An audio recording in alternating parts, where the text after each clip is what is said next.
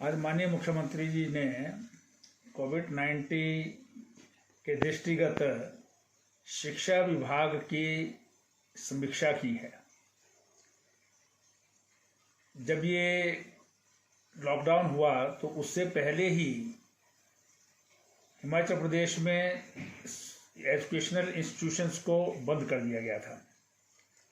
हमारे 10th और +2 के पेपर्स हो रहे थे जिन्हें बीच में रोक दिया गया था। उनके बारे में जो है वो निर्णय लेना था। यूनिवर्सिटी के प्रैक्टिकल एग्ज़ाम हो गए हैं, बाकी एग्ज़ाम अभी होने को हैं। वैसे भी उन्होंने 15 अप्रैल के बाद जो है वो तय किया हुआ था एग्जामिनेशन से लेने का प्रोग्राम। अब उसके बारे में जो है वो निर्णय लेना आवश्यक था कि कब तक जो है वो एग्ज़ाम लिए जा सकते हैं। सोशल डिस्टेंसिंग भी मेंटेन करनी है और इसके साथ साथ ऑनलाइन एजुकेशन जो हम अपने विद्यालयों में दे रहे हैं उसकी कितनी जो है वो एवरेज है, कितना सक्सेसफुल है। फिर दूरदर्शन के द्वारा जो हम पढ़ाई करा रहे हैं उसमें क्या कठिनाइयां हैं, कितना उसका लाभ है। और अब रेडियो जो है जो गांव-गांव में सबके घरों तक पहुंच है जिसकी, उस पर भी शिक्षा दी जाए, इस पर भी माननीय मुख्यमंत्री जी को अवगत कराया गया।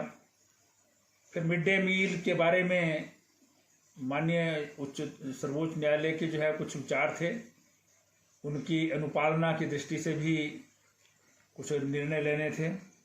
तो इन सब चीज़ों की जो है वो समीक्षा माननीय मुख्यमंत्री जी ने की है।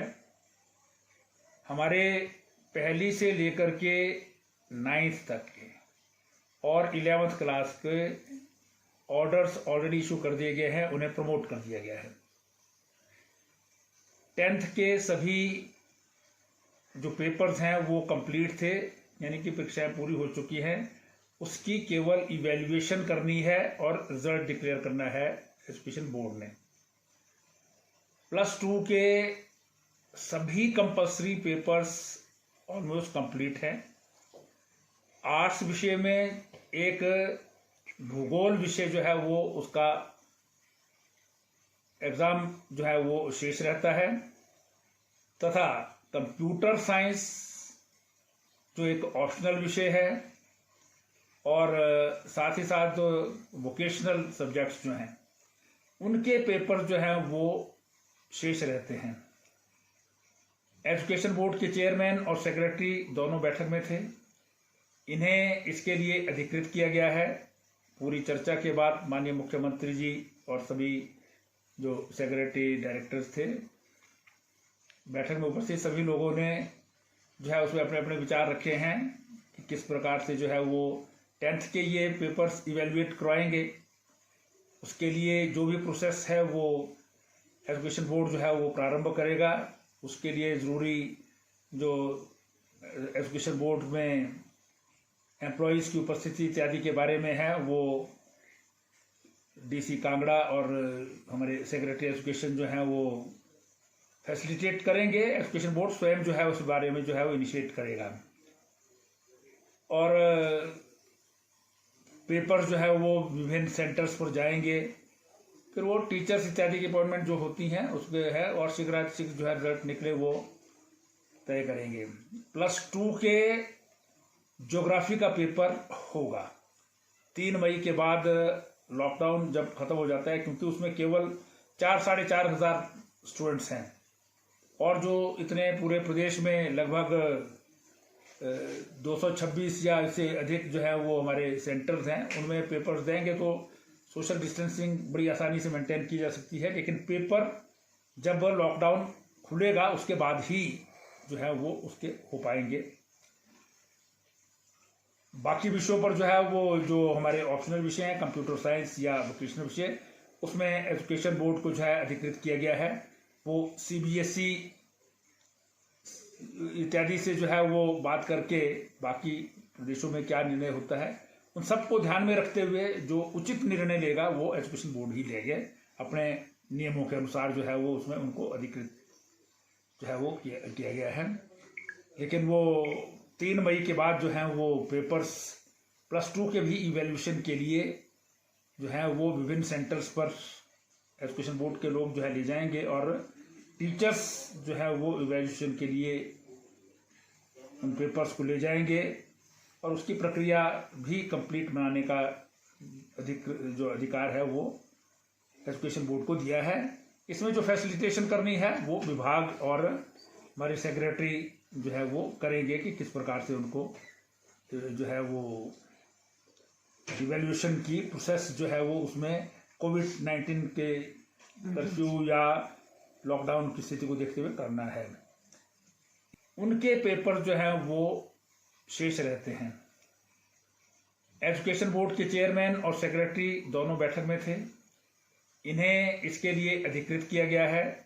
पूरी चर्चा के बाद माननीय मुख्यमंत्री जी और सभी जो सेक्रेटरी डायरेक्टर्स थे, बैठक में उपस्थित सभी लोगों ने जो है उसमें अपने अपने विचार रखे हैं कि किस प्रकार से जो है वो 10th के ये पेपर्स इवेल्युएट करवाएंगे। उसके लिए जो भी प्रोसेस है वो एजुकेशन बोर्ड जो है वो प्रारंभ करेगा। उसके लिए ज़रूरी जो एजुकेशन बोर्ड में एम्प्लॉयज़ की उपस्थिति इत्यादि के बारे में है वो डीसी कांगड़ा और हमारे सेक्रेटरी एजुकेशन जो है वो फैसिलिटेट करेंगे। एजुकेशन बोर्ड स्वयं जो है उस बारे में जो है वो इनिशिएट करेगा और पेपर जो है वो विभिन्न सेंटर्स पर जाएंगे। फिर वो टीचर्स इत्यादि की अपॉइंटमेंट जो होती हैं उसके है और शीघ्राति जो है रिजल्ट निकले वो तय करेंगे। +2 के ज्योग्राफी का पेपर होगा 3 मई के बाद, लॉकडाउन जब खत्म हो जाता है, क्योंकि उसमें केवल 4-4.5 हज़ार स्टूडेंट्स हैं और जो इतने पूरे प्रदेश में लगभग 226 या इससे अधिक जो है वो हमारे सेंटर्स हैं, उनमें पेपर्स देंगे तो सोशल डिस्टेंसिंग बड़ी आसानी से मेंटेन की जा सकती है। लेकिन पेपर जब लॉकडाउन खुलेगा उसके बाद ही जो है वो उसके हो पाएंगे। बाकी विषयों पर जो है वो जो हमारे ऑप्शनल विषय हैं, कंप्यूटर साइंस या वोकेशनल विषय, उसमें एजुकेशन बोर्ड को जो है अधिकृत किया गया है। वो CBSE इत्यादि से जो है वो बात करके बाकी प्रदेशों में क्या निर्णय होता है उन सबको ध्यान में रखते हुए जो उचित निर्णय लेगा वो एजुकेशन बोर्ड ही लेंगे अपने नियमों के अनुसार, जो है वो उसमें उनको अधिकृत जो है वो किया गया है। लेकिन वो 3 मई के बाद जो है वो पेपर्स +2 के भी इवैल्यूएशन के लिए जो है वो विभिन्न सेंटर्स पर एजुकेशन बोर्ड के लोग जो है ले जाएंगे और टीचर्स जो है वो इवैल्यूएशन के लिए उन पेपर्स को ले जाएंगे और उसकी प्रक्रिया भी कंप्लीट बनाने का अधिकार है वो एजुकेशन बोर्ड को दिया है। इसमें जो फैसिलिटेशन करनी है वो विभाग और हमारे सेक्रेटरी जो है वो करेंगे कि किस प्रकार से उनको जो है वो इवैल्यूएशन की प्रोसेस जो है वो उसमें कोविड-19 के कर्फ्यू या लॉकडाउन की स्थिति को देखते हुए करना है। नहीं, वो इसके बाद तय होगा ना, सिलेबस कट डाउन करना है या एकेडमिक्स, क्योंकि अभी जो हमने असेस किया है उसमें ऐसी आवश्यकता महसूस नहीं हुई है कि उसमें जो है सिलेबस जो है वो कट किया जाए, क्योंकि छुट्टियां ही अभी तक जो हमारे वर्किंग डेज हैं, इफेक्टिव जो वर्किंग डेज हैं वो सिर्फ 11-12 ही जो है वो कम होते हैं, जिनको हम छुट्टियों को कम करके जो है पूरा कर सकते हैं। तो अगर भविष्य में लॉकडाउन अगर ज़्यादा लंबा चलता है तब शायद इस बात की जो है आवश्यकता पड़ेगी।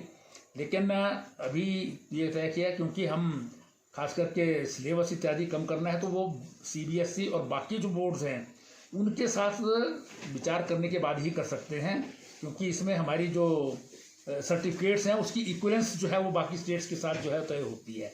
इसलिए हम यूनिलेटरल डिसीजन इसका नहीं लेना चाहेंगे। अगर बाकी प्रदेशों में भी इस प्रकार की स्थिति होती है और CBSE भी करती है तब ये विचार करेंगे। जो हमारी एजुकेशन चल रही है, दूरदर्शन में जो हमारी चल रहा है उसमें जो वहाँ पर आया हमारा जो इवैल्यूएशन अभी तक की है,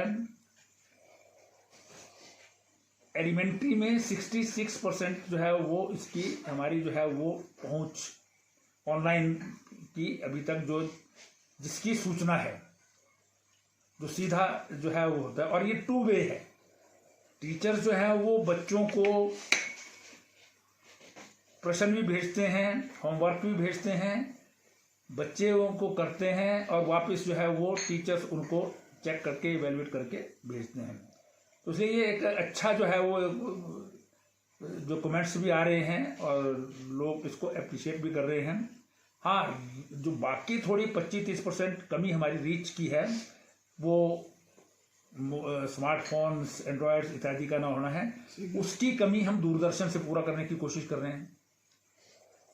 तो उसके लिए भी माननीय मुख्यमंत्री जी से भी हमने निवेदन किया है कि दिल्ली में जो है वो दूरदर्शन से बात करें कि भाई जो DTH सेवाएं हैं और जो हमारे डिश इत्यादि पर जो है उसमें दूरदर्शन नहीं दिखाते हैं, जबकि मैंडेटरी प्रोविजन है कि दूरदर्शन उनको रखना पड़ता है, तो उसको जो है एनफोर्स करें। इस बात का निवेदन शिक्षा विभाग ने मुख्यमंत्री जी से किया है।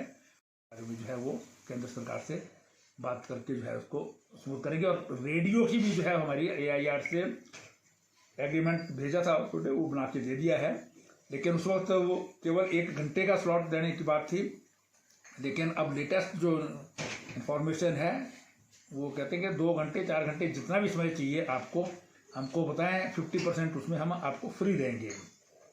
तो ये चर्चा जो है वो हमारी जो IPR के सेक्रेटरी हैं मिस्टर रजनीश और हमारे सेक्रेटरी जो आजकल हैं श्री अक्षय सूद जी आपस में बात करके केंद्रीय सरकार से बात करके जो है इसको चलाएंगे। तो एजुकेशन का अभी सिस्टम चल रहा है। और एक बात वहाँ पर ये भी देखा जाए कि ये ठीक है कि घरों में रहने के कारण जो है वो एकदम से छुट्टियां हो गई और उसमें जो है वो बच्चों के कई बार जो है वो पढ़ाई डिस्टर्ब हो जाती है, होमवर्क नहीं होता है और लंबा लेकिन एकेडमिक सेशन के लिहाज से जो एक बात ध्यान में आई है कि अगर हम सारी छुट्टियां इत्यादि जो है वो उसमें काउंट करें, क्योंकि अप्रैल में 31 मार्च तक रिजल्ट आते थे, 1 अप्रैल से 5 अप्रैल तक जो है एक किस्म से 0 सेशन होता था जिसमें एडमिशन वगैरह होती थी और 20 अप्रैल तक छुट्टियां होती थी। तो इसलिए कोई बहुत ज़्यादा जो है वो उसमें हमारे एकेडमिक डेज जो है वो कम नहीं हुए हैं। जितने कम हुए होंगे उनको हम ये एग्ज़ाम्स इत्यादि ख़त्म हो जाएं, लॉकडाउन ख़त्म हो जाएगा तो हम इवेलुएट करेंगे कि भविष्य में कैलेंडर जो हमारा एकेडमिक कैलेंडर होगा या स्पोर्ट्स कैलेंडर होगा उसमें एडजस्टमेंट या भविष्य की जो हमारी छुट्टियां हैं उसमें जो है वो किस प्रकार से एडजस्टमेंट कर सकते हैं वो करने की कोशिश करेंगे। जो एग्ज़ाम दिए जाते हैं कॉलेजेस के वो वैसे भी उनके 15 अप्रैल के बाद जो है तय थे, तो अब वो 3 मई को जैसे लॉकडाउन ख़त्म होगा उसके बाद जो है वो नया शेड्यूल जो है वो तैयार करेंगे, क्योंकि उनका वैसे भी जुलाई में ही एकेडमिक सेशन शुरू होता है।